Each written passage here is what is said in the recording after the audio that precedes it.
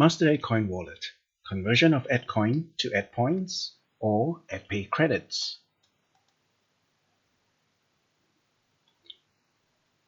In your app, click on Conversion. You can view the latest conversion transaction. Click on Convert Money to continue converting your EDCOIN balance. Copy your EDA reference and paste it in.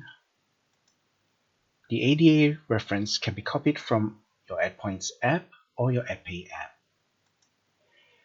Enter an amount to convert. Check the conversion rate and confirm that the amount is correct. Click on Proceed to continue. You may choose either one of the authentication processes. Check your email or Google authentication for your verification code. Paste or enter the code. Click on Submit to proceed.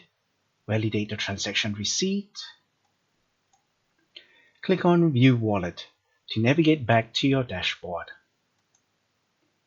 Master EDCOIN Wallet. Let's build forward together.